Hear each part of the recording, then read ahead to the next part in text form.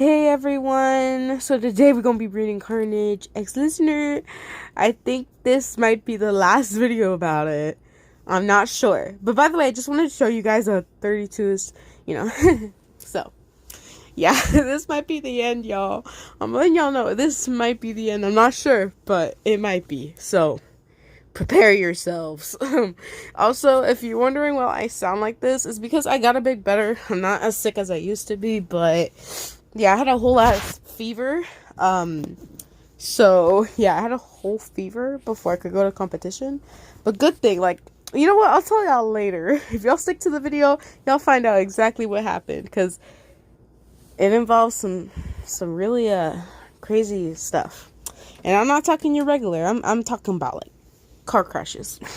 So anyways, chapter 33, trying to come back. Another month. She had been so sure it was the end. After another month went by without a single word from Cletus, it was at that point she stopped hoping for him to return. She instead tried to forget. She tried to focus on the baby growing inside her, but they were just a reminder of what she lost. FN and Loki constantly visited her, so much so she told him to give her a couple days on her own every now and then. This was supposed to be one of those times. Yet the door knocked in a fast rhythm. Upon hearing the sound, she just sighed off from the couch she rested on. She had been worn out after a long day, and any interaction with her friend would just make her snappy. She stood up anyway, rushing towards the door. When she got there, she began to talk. "I told you guys to at least give me some time. I'm tired. Sorry." She paused as she opened the door. Leaning against the door frame was an arm dripping in blood. Was none other than Cletus. He looked at her with a weak yet desperate eyes. When he spoke, his voice came out soft and scratchy. "Wyan." He whispered, attempting to stand up straight. The action only led to more blood spilling from the wound on his side. He coiled over and he quickly caught him. "Cletus!" was all she could say with shock of the moment. The instant she touched him, his arms were wrapping around her and pulling her tight against his form. She didn't fight it and ignored the blood that would stain her clothes. His embrace felt right, even though he held her weakly. As if hearing her thoughts, the tight hug tightened just the slightest bit before growing weaker and weaker. "Where have you—" She cut off as she realized he started to black out. She looked at him with wide eyes and started to pull him towards the couch. "Cletus, I got you. Hold on, I'll call—" "No!" he snapped before pausing and turning soft once again. "No. They'll arrest me or die trying. I can't take another prison," he told her as he started to help him onto the couch. She laid him down, then looked to the wound to find a small selenite strands working their best to fix him. "Another?" She repeated, looking him up and down one more time. "Cletus, where have you been? Why did you leave me?" she cried out, and she swore she saw him wince over it. "I never wanted to leave you. I needed time to think, but I didn't want to be away so long," he tried to assure her, but she didn't believe that. He continued, "Turns out Daydream's got some friends. I was captured. I'm so sorry. I was gone too long. So long," he told her, reaching to take her hand. She pulled it back, processing his story. "Girl, what is there to process? He got kidnapped and just barely surviving. Girl, you should be getting the medical supplies." Damn. She wanted to think that through and decide if he was lying or not. But then she looked at his face and both physical and emotional pain. Yeah. How have we not looked at that before? She decided that just maybe he had told her the truth. "Wyatt, I just wanted to touch you. I just wanted to touch you for so long." Red tried her best to keep my pain down while she tried to heal me. She said that there was too much and she couldn't do both. It hurt like hell. "It still does," he told her, and she sighed softly. She carefully reached her hand out and took his.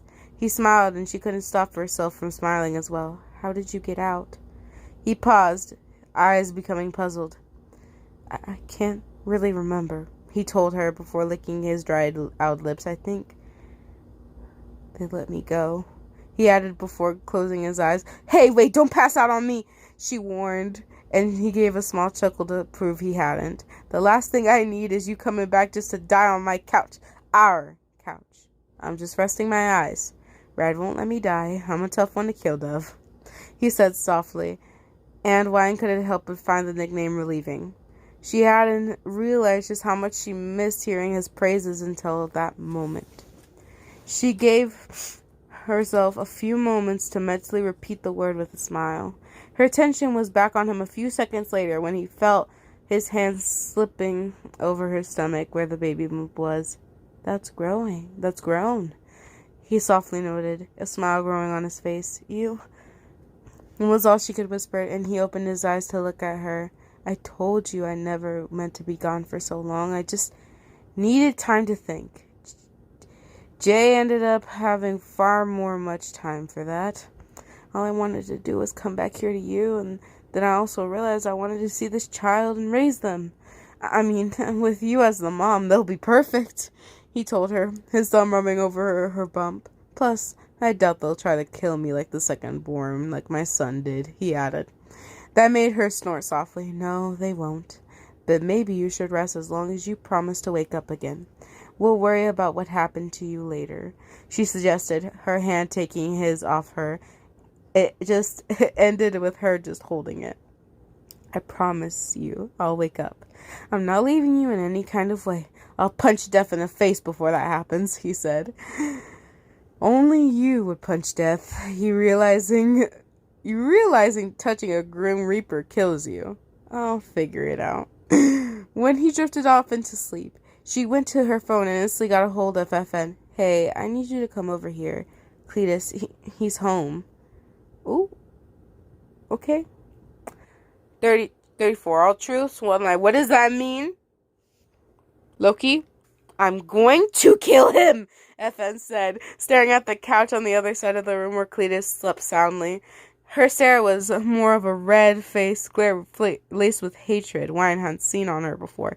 No, Wine replied, you're not. But he left you. He hurt you. He seriously just knocked you up and then ran. And he thinks he can just come back here like...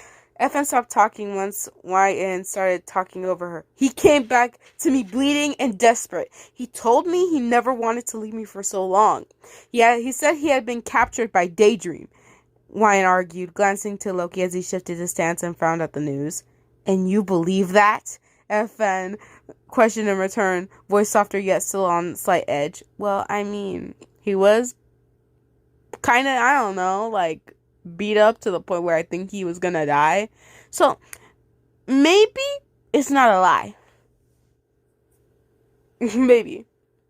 Because, Loki's like the liar type of thing, He's the god of lies, what I'm saying? I do. I shouldn't have doubted him in the first place. If I had gone looking for him, then maybe I would have spared him this pain, she whispered, staring at what she saw the small red and black tendrils rising above Cletus' skin to stitch part of a wound back together. You didn't know. None of us did. I could try and find Daydream. I doubt she'll let him go without any side effects. Loki told her, looking to Cletus for only a second before settling his gaze back to YN. What kind of side effects? He's already hurt enough. Why must there be more? She asked, gently holding herself. She imagined for a quick moment that her arms were Cletus, but that image faded when Loki spoke again. Wine, do you remember something that happened many months ago? You were affected by an awful dream of none other than Carnage tearing you apart for fun? Loki asked, and she looked at him with wide eyes. How do you know about that? She asked slightly louder than she intended out of alarm. I only told Cletus about those dreams you... Yes, I know. He stopped her in mid-sentence, raising a hand to silence her. It was me and Daydream who designed those nightmares. They were meant to specifically to sow distrust and other problems between the two of you. Our hope had been that you would leave him behind, he admitted, both FN and Ryan looking at him with wide eyes. You did what? You're like, oh, shit, you did that? They both said at the same time, causing Loki to take a single step back. Yes, but let's not focus on the past. All right? Well, except for this part. How did you break the spell the first time around? He asked, glancing nervously to his partner as he glared back at him. I didn't even know it was a spell. Ryan yelled back furiously. Are you seriously asking what I did? To break a spell that I didn't know it was a spell? Well, what were you doing the night the nightmare stopped? What have you been doing before? Can you remember? He asked again, and she sighed and turned her head away. It took her a few moments to sort through the memories and remember exactly what happened that night. Oh, girl, you bet. I know exactly what happened.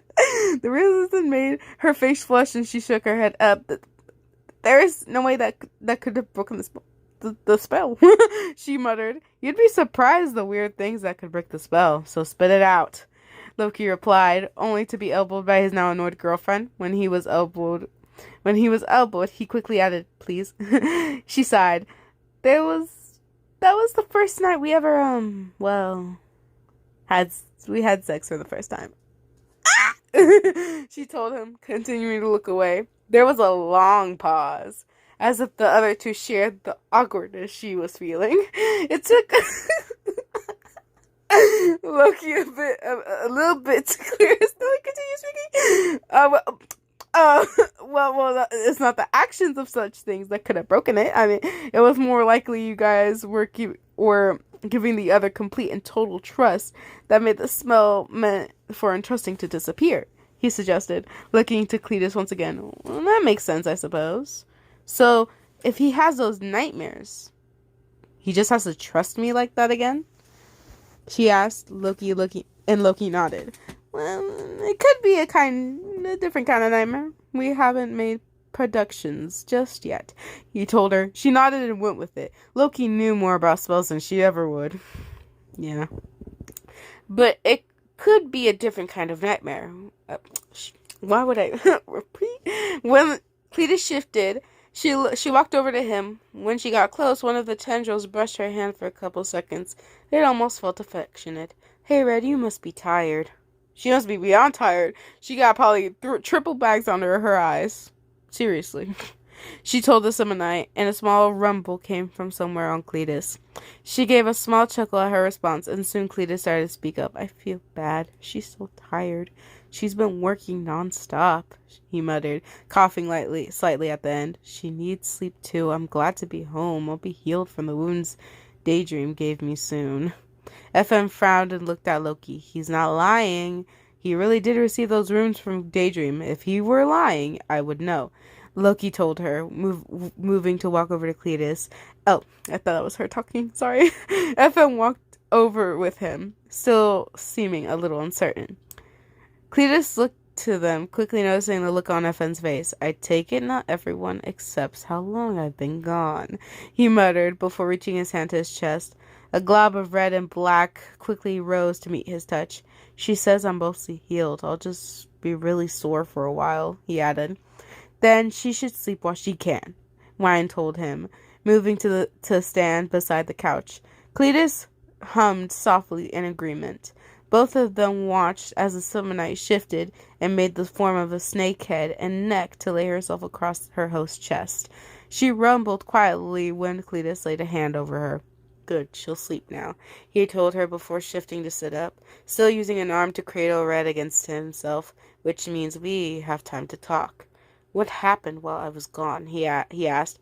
Loki rolled his eyes. I'm more curious to the detailed version of what happened to you, Loki countered, looking at the man intensively to prepare himself to catch any possible lies. My man right there, yeah. Wyan moved herself onto the couch beside Cletus. Instantly, he had his free arm around her waist, trying to tug her even closer. She didn't fight it and just leaned against him fully. It felt right, and all the pain of missing him had vanished away while in his hold. After I ran out, when I went for a walk to clear my head, but about half an hour, so right when I was about to head home, I was hit by some strange magic. I was knocked out and never made it home, he explained, glancing at Wyan. After that, things only got worse. I woke up in some strange place, suspended by the same chains you used on me. He let go of her and held up his hand. Only did they realize all of his wrist was burnt. The other hand appeared the same. Oh, Cletus, she whispered, taking his hand onto her own carefully, locking his fingers with her immediately. Daydream was there. She told me I ruined her life, taken people from her, But whose lives haven't I ruined at this point? I wasn't surprised when she said her parents were on the list of people I've hunted for sport. And for that I had to pay. And I did. The pain was everlasting. Every day felt like a year. And the nights were just as bad. Nightmares clouded my mind. She showed me what I'd done to her parents, except it was never her parents I killed in those dreams. It was always my aunt taking the elbow blows instead. I think the pain of those emotions will always outweigh any physical pain she caused me. He continued, causing a chill to run down her spine. Effen just looked just as unnerved. Loki only nodded, slipping an arm around Effen as comfort. Then, suddenly, she unlocked the chains. I couldn't even think about why or pause to even kill her. I just ran straight back home. I wanted to see YN, and I didn't waste any time when I got here. I passed out, and I have no nightmares, he told them. Loki just sighed softly. All he said was true. I didn't know the extent of Daydream's hatred towards you. I guess she gave up when I did, he continued. Effen turned away. Effen? He called softly to her. I just need a moment. Just the kind of people you know, Loki. She whispered back just loud enough for everyone to hear. You knew the dangers. I warned you what you were getting into. Besides, your best friend is dating an insane murderer. Really? The blame falls on him. Bruh. Loki muttered, and Effen cast a quick glare. No one deserves this kind of pain, she pointed out in agreement. Loki, I know you ain't talking, because I don't know if you remember, but I'm pretty sure you tried to take over, per se, New York City, like the world, and failed. Yeah, don't be talking. I know you ain't talking, fool. Excuse-moi. No one deserves this kind of pain, she pointed out in return. Loki nodded slowly in agreement, muttering the softest apology. Wine focused her attention on Cletus, moving to nuzzle the crook of his neck. He replied by pulling her close once again. She heard him sigh softly, and she felt glad he was relieved to be home and relaxing here with her. How far along are you? He then suddenly asked, forcing her to pause and think that through. 9 weeks. Just over 2 months, she told him, and he leaned down towards her. She let out a small sound as his lips met hers, moving slow and passionate. Mwah! She started to kiss him back without a second thought, finding it a long moment of bliss between them both. Hey, we're still here, you two. Loki complained, and Ryan pulled away from Cletus with a small blush. He just sighed and slowly looked out to Loki with a slight annoyance. But now that we know that Cletus is indeed not lying about anything, and he is mostly healed, we should get along. You two need your time together. Effen looked hesitant to leave them for a slight moment, but nodded anyway. Be careful. Daydream might come after you next, YN, she warned, and suddenly Cletus' hold became a possessive one. I'll do as I can to protect her. If Daydream comes now, she'll feel the raft she pinned up within me. He assured them defensively. After the claim, he shifted back to just slightly, so he could kiss her cheek gently. Very well. Come on, dearest. We can pick up some good food on the way home, since you keep complaining about the pineapple I put on. What the? He needs to go to hell. This man, jail, hell, any torturing device. The hell? Who on earth eats pineapple? Puts pineapples on pizza? The most disgustingest thing I've ever heard or tasted. He needs to go to hell. Girl. Unacceptable. Loki said to Effen, who nodded to her agreement to that statement. Sadly, it's in your mischievous blood to do something as evil as pineapple on pizza. He needs to go to what? Say it with me, people. Jail. And then right back to hell. she added, turning her back to him to head towards the door. Wyan just smiled at the two as they began a small bickering competition over the topic, Loki continuously claiming it to be good while Effin objected entirely. Exactly, bestie. It's disgusting. When she heard the door close, she sighed and tried to let herself relax. It didn't work, considering all she could think about was the fact that Cletus was finally home. She pressed herself closer against him, smiling lovingly whilst a blush covered her face. It didn't take him a very long time to catch her pleased expression. She heard him chuckle, then speak softly. "Did you miss me as much as I missed you?" he asked. She hummed softly and nodded before taking his chin and pulling him into a kiss. He let out a small sound of surprise, but wasted no time returning it. When it broke a few seconds later, he laughed quietly. "That was rather forward of you," he pointed out. Well, I need to make up time for the missed kisses," she replied, shifting to hug him tight. She brushed up against Red and she let out a small sound of surprise, like a cat rose from sleep. "Oh, sorry, Red. I didn't mean to wake you. Head back to sleep." The Summer Night eyed her for a moment before sinking back into Cletus's skin. She was like, She was like, ding, ding, ding, ding, ding, ding, ding. Just like, sure. His arm pulled away from her, and a few moments later, the red and black tendrils began to coat Cletus's body. It only took a few seconds for Carnage to form by her side. They looked over her, softly purring. "I hated being locked out of full form," they said, stretching their arms out as they haven't moved in hours. "I hated missing you so much. I'll never leave you. Never again," they added, a talon hand carefully cupping her by the chin the way she had Cletus. "Red should be sleeping." She tried to interject, but her hands were already running over the smooth skin. It felt good to feel. Did they really understand the pain she felt unable to do this? All three of us should be, they growled, suddenly moving. Before she knew it, Carnage swept her in their arms, causing her to yelp in surprise before a fit of giggles began pouring out. "Ooh, I miss my bed too," they quickly added on as they carried her toward their room. She was pretty much tossed onto the bed, Summonai still wary of their claws. She landed with a small squeal. The blankets flew up around her for a quick moment before resting again. The weight shifted when Carnage flopped onto the bed as well, purrs even deeper than before. Is it perfect as you remember it being?" she asked, and they hummed before looking to her.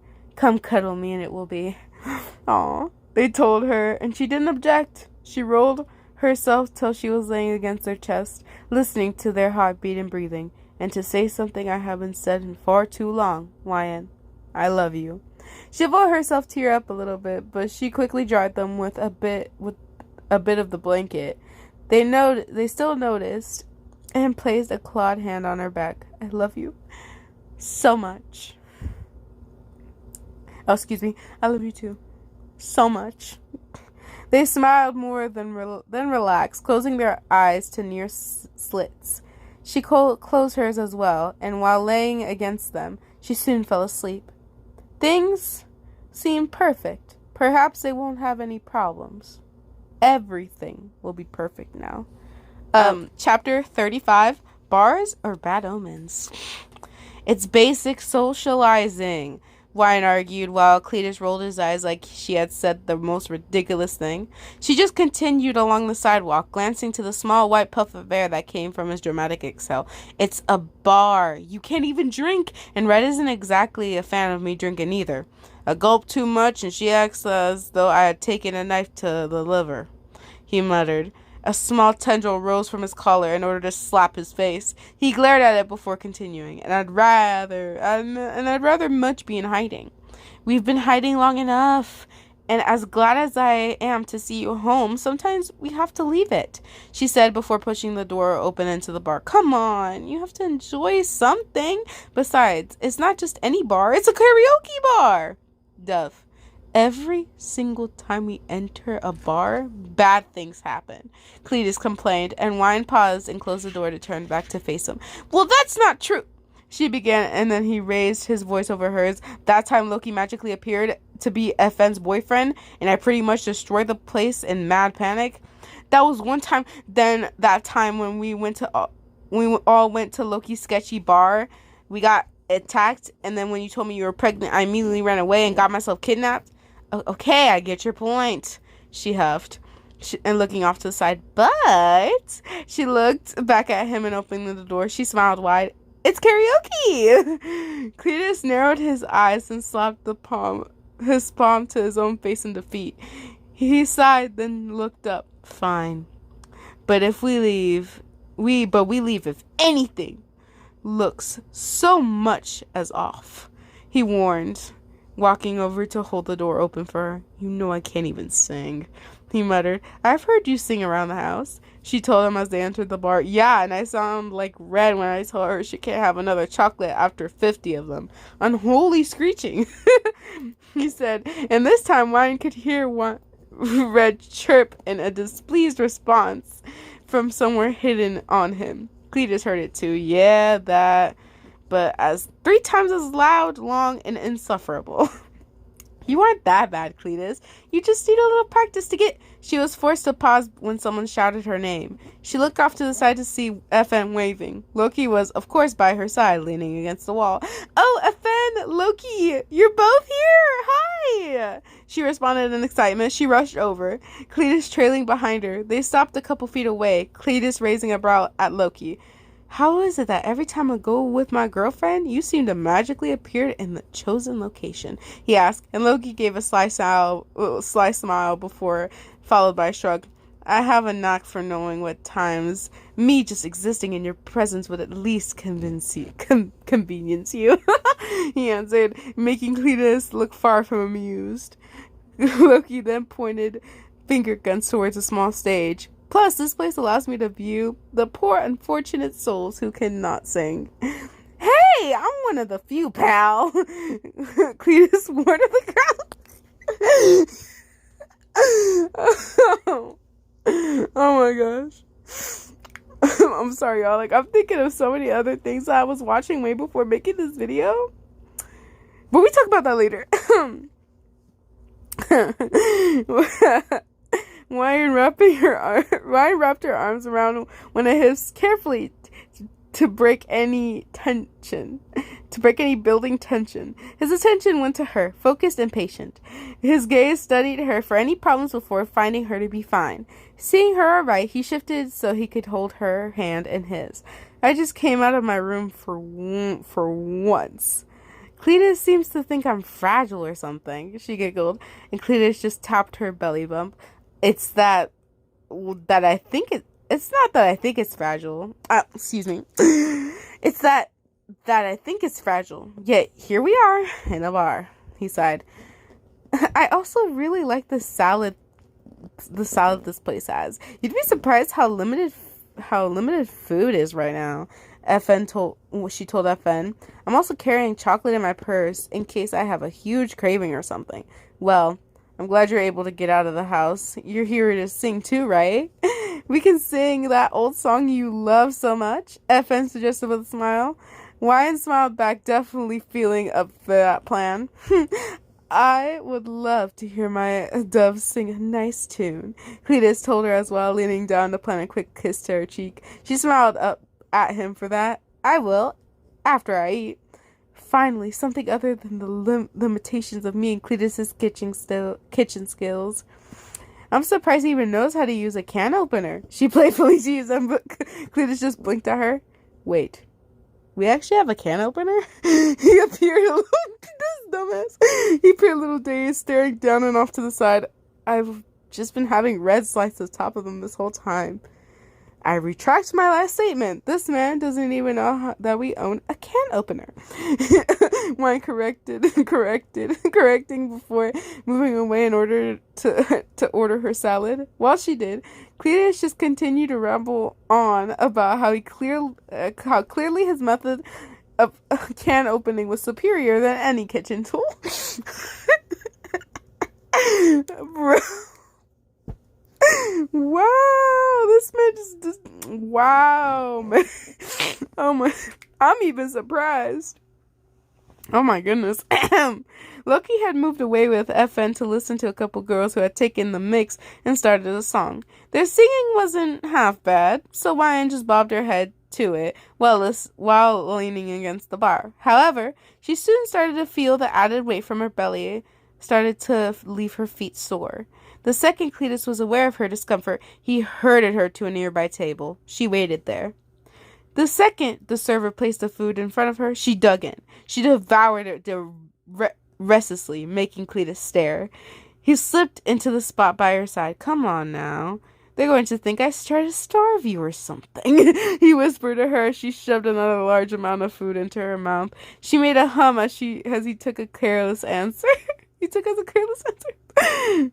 Man, I don't know. You ain't talking. You don't even know. You didn't even know you had a can opener in the damn kitchen. Have you even ever opened the cans, bro? Have you even ever opened the damn drawers? Bro, I'd be surprised if you weren't starving her. Jeez. So he leaned back, moving an arm around her and getting comfortable, though it didn't take him long to grow bored, causing him to start staying around. She noted that the way he eyed people with curiosity and some sort of darker tone. Every time she saw that darkness, she had to remind herself of who he really was.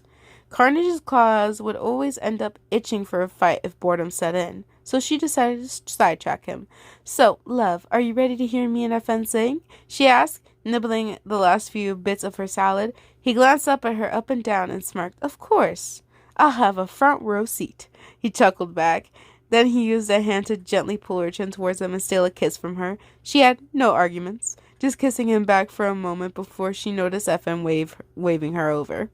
Cletus stood first, then offered her a hand. She slipped her hand on his own into his, and he pulled her up. She whispered a soft thank you. She didn't let go of his hand once she started to walk over to her friend. Just holding with a soft smile, he reflected. Oh, all right, we can do our favorite song. Maybe Cletus and Loki can judge us which one of us sing better too. FN suggested once Wine was beside her, though I have a small feeling it will end up in a tie. FN whispered at that last part to her. She gave a small huff of a laugh back. All right, I'm ready, she said, slipping her hand out from Cletus in order to walk towards the stage with her friend. Cletus, don't get into a brawl with Loki while I'm up there, she teased. However, Cletus didn't seem to notice. He stared off to the side like something had gotten his attention.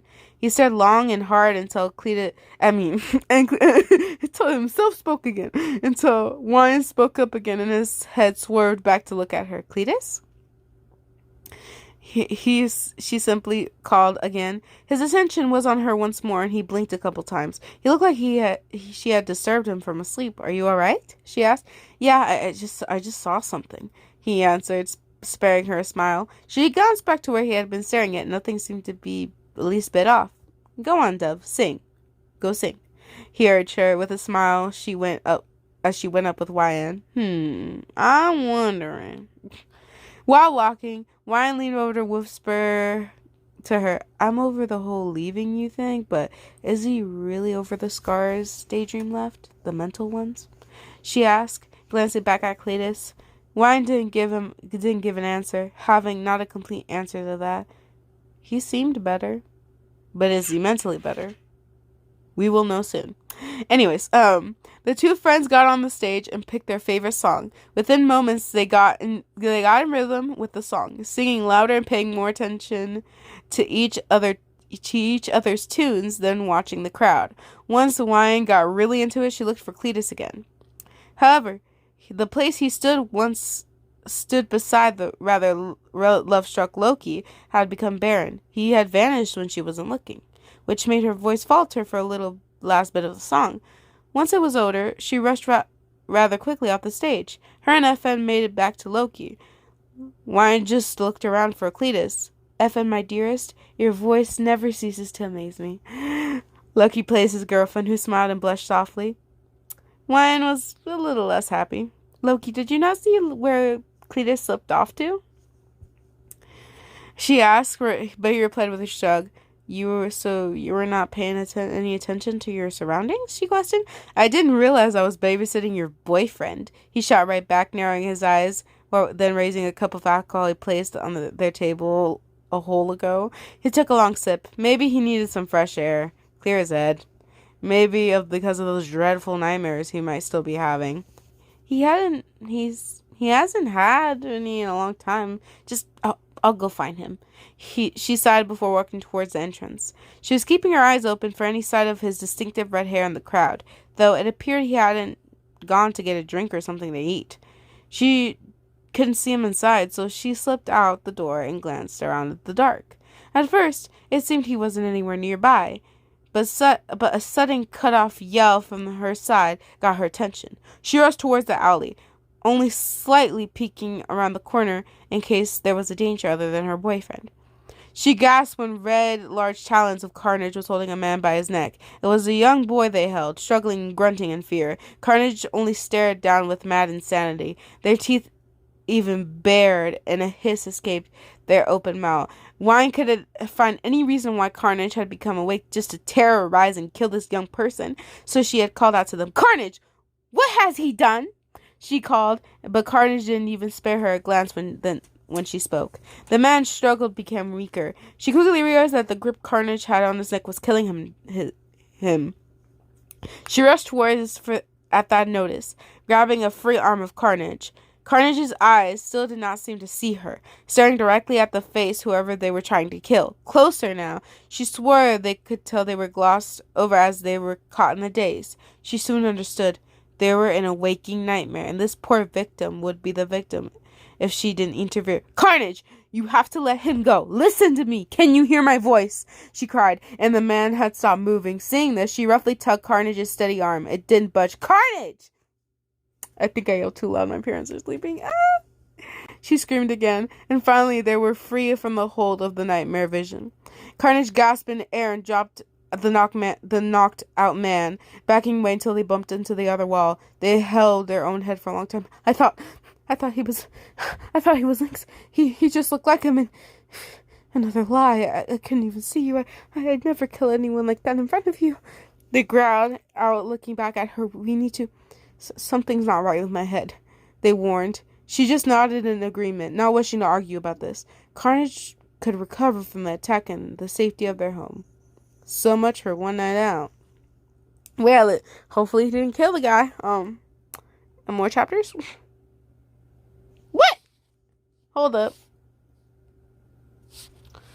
So, while we are on this godforsaken ad, I'll let you guys know if there are any updates or anything like that. I'll be right back. Alright, y'all. So, there has been no updates since last year in October. And they posted this. This is the last update they have ever had. This is about one of their friends. So, I'm gonna go ahead and leave this in the description down below. I don't know if it's still open or not. You guys can go check it out, see if it's open, see if it can help them out. I don't know if they're still active on this account. Honestly, let's go check out together, but I really hope they are, because so no, they are not active. So they have not updated at all. I hope the author and their friend are okay. I hope I hope that their friend have recovered. They have not updated since last year, so I think this account is not active anymore. I don't think we're ever gonna get a new update, and I kind of feel sad because it was getting really juicy, but man, I wonder if you could, technically, I don't know. There has to be a way to reach out to them. I don't know. This is why I kind of wish they add, other social medias to their Wattpad account, because it would be just a shit ton easier to reach out to people. I don't know. That's how I feel, but understandably, I'm sad to say, but this book, it's the end, my dears. This is the end of this series. It's been a very long journey since last year. I really do truly love this story. It's still one of my favorites. I've read this before. Before I think I even started a YouTube. I think I like read it during, but it was like really early. Whenever I was a really young YouTuber. Still am, but we growing every day. I'm really sad that it never got continued, but hey, we have a lot. Like, it was really good. It was really amazing, emotional to read. But yeah, like, this kind of made me sad, but I still gotta, I did promise you guys to tell you what happened, so technically, I guess it is my time, even though it's, like, super late, and I have to do, online school tomorrow. Sorry if y'all hear me move a lot. I'm, like, in my bed trying to get comfortable, because my computer's on top of my feet, with, like, my stand. Y'all get what I'm saying. Okay, but basically, skipping on to now my quote-unquote story time. Intro, please. Basically, the day I was supposed to go to competition, which was on a Wednesday this week, I had a fever, and I've been, like, a little sick for the past couple of days before. Not COVID. May I warn you, I went to the hospital, got checked. No COVID. But it was, I just had basic, just dry throat. I was taking medicine, some cough drops, and I was 100% sure I was not going to get sick. I was like, man, I'm going to be strong. I'm going to be perfect. And I'm going to be amazing for the competition, okay? So, I wake up, and my mom checked me because I didn't feel well, and she thought I have a fever, so I stayed home resting. Then later on, my mom's like the type of gal, like, she doesn't like to go to the hospital, but she will take me to the hospital, even if it's a small thing, just in case, because you never know. I mean, because that's how she is. I'm pretty sure I told you the time where she did not go to the hospital for 8 to 10 hours, even though she had a deep cut on her arm to the point where muscle popped out. That girl has a record. She got it, like, but she waited too long, but she's fine. Her arm's fine. Everything's fine. Don't worry. But that's a story, like, for way another time. You gotta remind me, though. You gotta remind me. But anyway, basically, while my, like, series of sickness happened, I suppose, they went on to the trip. They got straight ones. Now, let me tell you, ones are the best score you can ever get. That makes you go to the States, like, to the top. Like, we got straight ones. Perfect. I call it the perfect band. That was the best score you could ever get in band competition. The perfectest score. I'm telling you right now, the perfect score. Basically, they got the score, amazing. But as they were, like, on their thing to, like, compete and all that, first of all, bad luck hit them first whenever one of the buses stopped and they had to take another bus. Then as they were coming back, after the competition, they literally, this semi or something crashed into them because they were driving, it's a bus, how could you not see a bus? They were driving like normal, and then this semi was getting out, basically out of a casino, and I guess they either somehow didn't see, quote unquote, see them, or they were on their phone or something, and they literally crashed into the bus, and it cracked a ginormous, like, it broke glass, like the shields of the bus, yeah, that was broken. It was a big hole in it. And man, it was crazy. And then the coincidence is there was another car crash. There was this guy, let's name him K. He was on his way out, out of school after, like, some basketball stuff or something like that. I don't know. And he suddenly got crashed into by this person. I think it was a lady. And she was speeding because she hit the most strongest part of a car to the point where she literally bent it. And yeah, the same day too. It was insane car crashes, so be careful. That's kind of freaking crazy. What a coincidence. That kind of makes me relieved I didn't go to the competition. Man, that's some bad luck. Jesus. But anyways, I've already talked way too long and probably told you too much information, but it's fine. I love you guys and we love each other. That's amazing. Anyway, I hope you guys enjoyed. Like, subscribe, and hit the notification bell for more amazing videos, guys.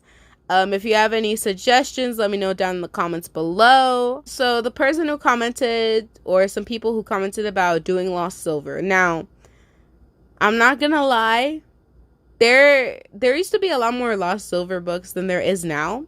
I can barely find any Lost Silver books. I'm gonna be straight up honest. Most of them are incomplete. And I'll check those out, but I was trying to find like a complete good story, but there was barely none.